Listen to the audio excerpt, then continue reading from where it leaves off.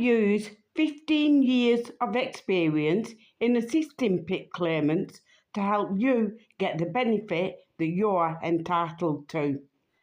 This video is part 2 of a series aimed at helping you to prepare for your PIP assessment. You should watch the complete series to gain a comprehensive understanding of the most likely assessment questions.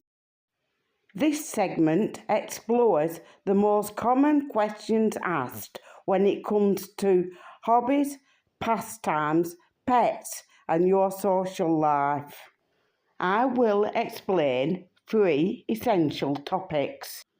Firstly, the specific questions you can expect during your PIP assessment. Secondly, the very particular way that the assessor will interpret your responses to determine the authenticity of your claim. Finally, and most crucially, your strategies to answer these questions effectively, to maximise your points and to ensure a successful assessment. Let's dive in.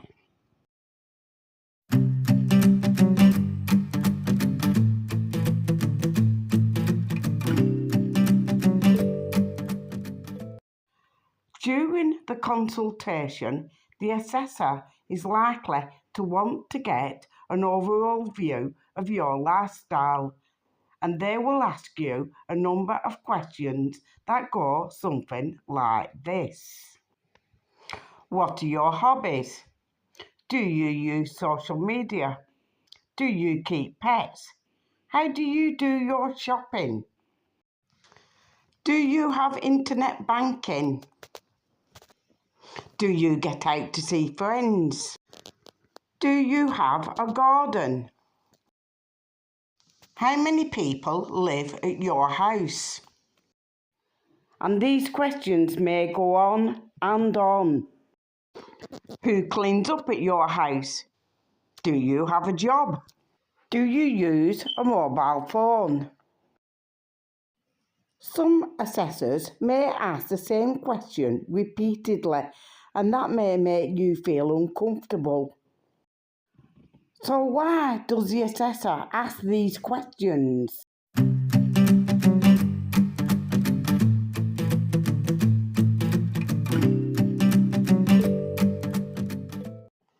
The first reason for asking these questions is really quite legitimate. The assessor wants to get details of your lifestyle and to understand how your disability impacts your daily functioning. However, the second purpose of these questions may seem more sinister. The assessor may appear to scrutinise for inconsistencies between your initial responses and those given later in the assessment, where you are discussing more specific descriptors related to daily activities and functional limitations. Where the assessor uncovers a seeming discrepancy, they may use that to undermine the legitimacy of your claim. For example, if you mention that you use internet banking to manage your finances, an assessor might interpret this as evidence that you possess the capability to handle complex tasks with ease. The result of this is that you could be denied points under the managing budget descriptor. The obvious problem is that even the most truthful claimant can mistakenly present what could be perceived as inconsistencies, regardless of whether these inconsistencies actually exist. Thankfully, there's no need to panic about any of this. You can be on it with the right preparation, and it's easy.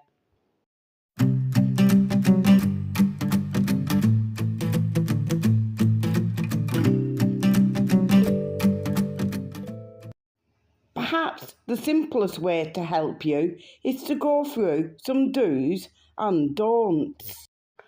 Don't merely answer the question with an account of what you do. Sometimes I watch TV, I have a dog, I do watercolour painting.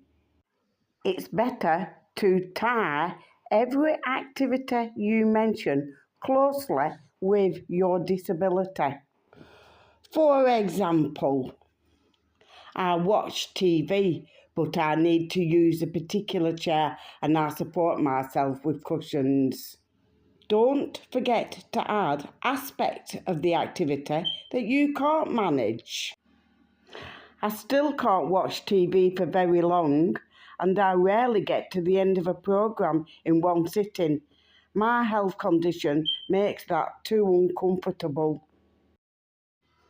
Let's look at another example. I have a dog, but I need help to feed it. I can cuddle and stroke him, but I can't take him for a walk. And one final example. I like to do watercolour painting. I need to use special grippers to help me hold the brush. I can't do it standing up with an artist easel. I need to sit down. I also need help to get the equipment out and put it away. Always tell the assessor how you manage an activity with your particular disability. And tell them about the things that you can't manage. You will need to think, practice and prepare before the assessment. But if you deal with the questions in this way, the assessor will find it more difficult to use your answers against you.